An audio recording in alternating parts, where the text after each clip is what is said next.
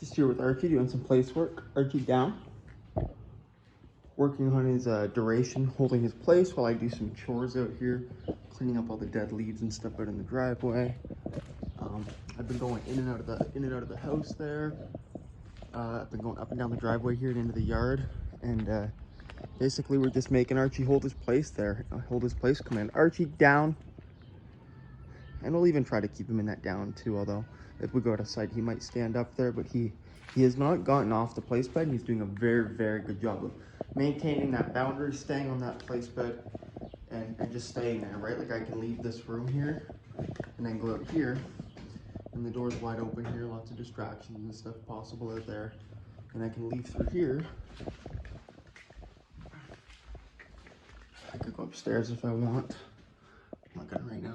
I've been doing that, but I can go upstairs if I want, and he will stay in that place. See, he might stand up or move around or something like that, but he'll stay on his place bed there.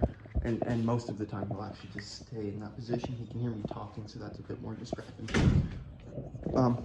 And he doesn't release unless we give his release cue for that, right? So that's how he maintains that boundary. Down.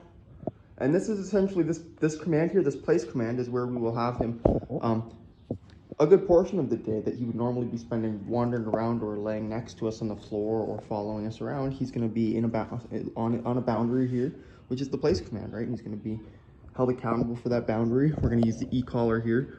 Just got it at level 6 there, and if he gets off there, we'll just give him a note. I'll show you what that looks like here. Maybe we can entice him to get off there.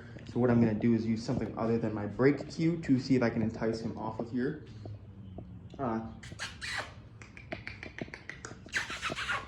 Nope, place. Nope, place. Good. And you can see there, nope, place. Turned back and went on there again. And we actually turned that up there after I said nope, place the first time. I turned that up to a level 9. And you could see how much more motivating that was for him, and that got him to head up there. So that's perfect. And again, the command for him to release is break. Good boy, Archie, break. And now he doesn't want to get off there, obviously, but Archie, break. Good. And there's our command. Good, still working on that one. Very good boy. Archie, place. No, place. Good boy. And you can even see there he struggled a touch with that one, but he got it at the end. I could have helped him there. I could have used the leash and pointed to it, but I just wanted to see if he would figure that one out. And so yeah, there he's on his place now, and he doesn't get off unless we give that break command, the release command. And you know, I think a big part of why this works so well is because this is where he's spending a lot of his time, and this is where he's getting a lot of his reinforcement. I'll come up to him while he's here, and I'll give him some scratches and some pets and stuff like that, right? And I'll tell him good boy, and I'll give him affection. But what I won't do is allow him to come into my space, jump on my leg, jump into my lap, and get affection like that. I won't allow him to whine to get affection. I won't allow him to paw at me to get affection or demand any sort of affection like that, right? And affection is a very powerful tool, and I think it's something that people use far too much of. Nope. With their dogs, and it's why their dogs don't necessarily listen all that well, because the dogs are so used to doing what they want in terms of getting affection and even just controlling space and stuff like that too, right? The place command is an amazing way to kind of take back a lot of your space and set some boundaries again for your dog to follow and get some distance and separation between dogs.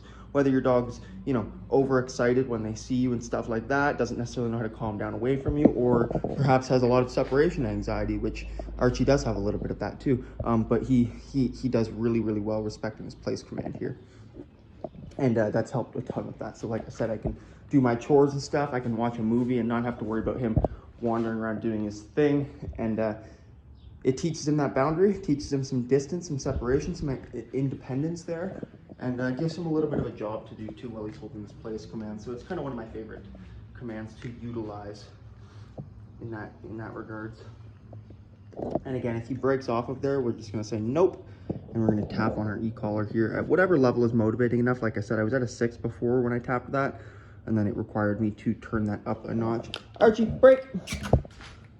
Good boy, good boy. Oh, careful. You can see I put the leash there underneath there so they don't, you know, sprint off of there and run away.